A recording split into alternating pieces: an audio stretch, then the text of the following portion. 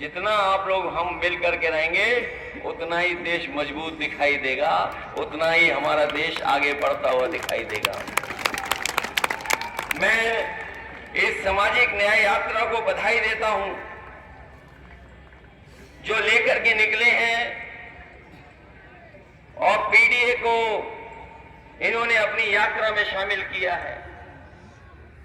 ये नारा पीडीए केवल नारा नहीं है, हम अपने लोगों को बताना चाहते हैं कि जब कभी भी समाजवादियों को मौका मिलेगा, बाबा साहब भीमराव अम्बेडकर जी के दिए हुए संविधान के तहत हम लोग पीडीए के लोगों को हक, अधिकार और सम्मान दिलाने का काम करेंगे।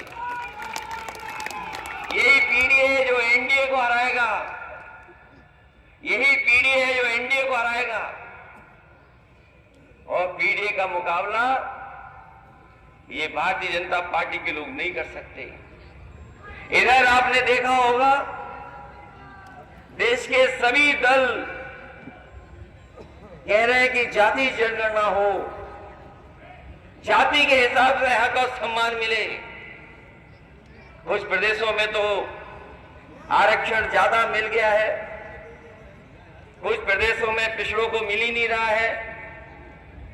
और जिस तरह से बीजेपी काम कर रही है, ये न हमें नौकरी देना चाहती है, न रोजगार देना चाहती है, और जो कुछ हमें संविधान के तहत मिल भी रहा था उसको छीनना चाहते हैं।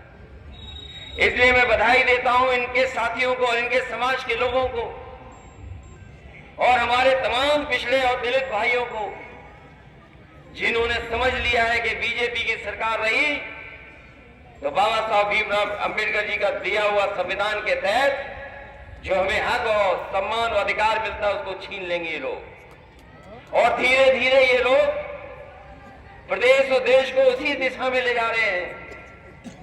कोई सोच नहीं सकता था कि बड़ी बड़ी संस्थाएं बेची जा रही हैं।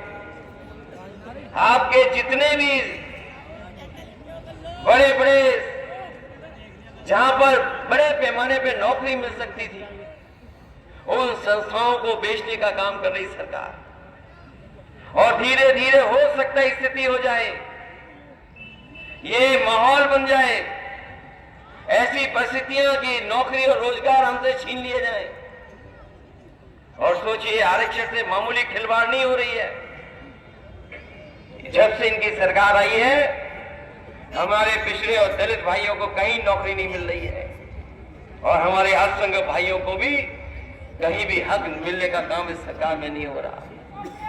आप उठा करके देख लीजिए, यूनिवर्सिटी, मेडिकल कॉलेज, जो बिल्कुल शुरुआती दौर पर जहां से पढ़ाई लिखाई के साथ साथ वर्षों वर्ष सेवा करने का मौका मिलता है। आप प्रदेश की कोई यूनिवर्सिटी उठा लीजिए, वहां पर पीडीए की कोई गिनती नहीं है। पिछड़े दलित और अल्पसंख्यक भाई, खासकर मुसलमान भाई की कोई गिनती नहीं है। इसलिए मैं बधाई देना चाहता हूं रामदास सैनी जी को कि उन्होंने कम से कम जगाने का काम किया है। और मुझे पूरी उम्मीद है कि जिस समय जग जाएंगे, यही लोग अपने वोट के अधिकार से अपना हक और सम्मान भी छीनने का काम करेंगे। हमारे मुख्यमंत्री जी को जब झूठ बोलना होता है, जो हमारे उत्तर प्रदेश के मुख्यमंत्री जी हैं, जब उन्हें झूठ बोलना पड़ता है या बोलना होता है तो वो अंग्रेजी में बोलते हैं। हमारी आम जनता समझ न पाए इसलिए वो अंग्रेजी में बोलते हैं। अभी कुछ दिन पहले उन्होंने कहा कि हमारी रेवेन्यू सरप्लस इकोनॉमी है। हमारे पत्रकार साथियों, बताओ यही कहा कि नहीं कहा? अभी एक दिन मैंने पढ़ा अखबार में कि उत्तर प्रदेश के मुख्यमंत्री कह रहे हैं कि पहली बार आजादी के बाद उत्तर प्रदेश की इकोनॉमी सरप्लस में आ गई है, रेवेन्यू सरप्लस में है। बताओ हमारे नूरपुर के भाइयों बहनों, कितने लोगों को समझ में आ गया होगा? हमारे मुख्यमंत्री कानून व्यवस्था को कहते हैं कि जीरो टॉलरेंस है। हम तो कहेंगे कि पत्रकार साथियों हमें समझाओ जीरो टॉलरेंस क्या है। कोई बताए हमें कि जीरो टॉलरेंस क्या है। अरे आप नहीं समझ पा रहे हो तो कोई अधिकारी तो होगा यहां बड़ा, वही हमें बता दे कि जीरो टॉलरेंस क्या है। इसलिए इन लोगों से सावधान रहना। जब इन्हें झूठ बोलना होता है, आम जनता को समझ में नहीं आए तो वो अंग्रेजी में बोलते हैं कि हमारा रेवेन्यू सरप्लस है। और अगर रेवेन्यू सरप्लस है तो बताओ हमें डीजल पेट्रोल महंगा क्यों मिल रहा है? अगर रेवेन्यू सरप्लस है तो बताओ जो सिलेंडर फ्री दिए गए थे वो आज सस्ते क्यों नहीं है? आज भी उनसे सरकार पैसा वसूल रही है। और अगर रेवेन्यू सरप्लस है तो आपको कौन रोकता है कि हमारे किसानों को गन्ने की कीमत न बढ़ा दी जाए? अगर रेवेन्यू सरप्लस है तो हमारे किसानों के गन्ने की कीमत बढ़नी चाहिए, और कम से कम इतनी बढ़नी चाहिए कि जितना बाजार में महंगाई है, कम से कम अगर वो गन्ना चीनी मिलों के पास भेजता है तो थोड़ी बहुत उसकी गरीबी दूर हो जाए। कम से कम गन्ने की कीमत इतनी देनी चाहिए सरकार को।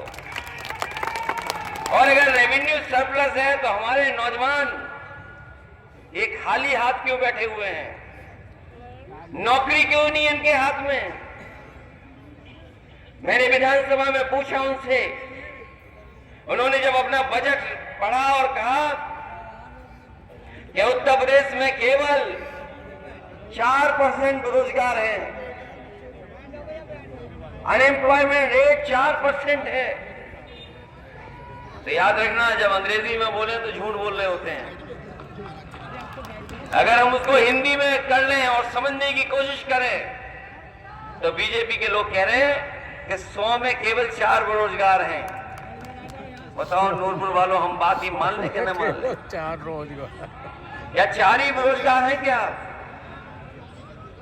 किसी गांव में चले जाओ आप, हो सकता है पूरा गांव बेरोजगार बैठा हो खेती के भरोसे, किसी को सरकारी नौकरी नहीं मिल रही।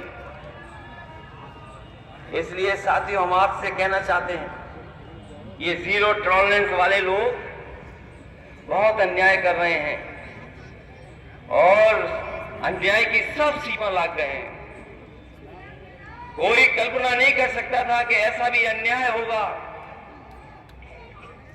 कि अगर समाजवादी पार्टी के लोग हैं तो मुकदमा लगेगा उन पर। 1 नहीं, 2 नहीं, 3 नहीं, 4। अगर कोर्ट राहत दे रहा है तो ये नई चार्जशीट तैयार रखते हैं। उधर आपको बेल मिली, इधर चार्जशीट नहीं लगा दी। ये नए तरह का जीरो टॉलरेंस सरकार में काम हो रहा है। मैं कानपुर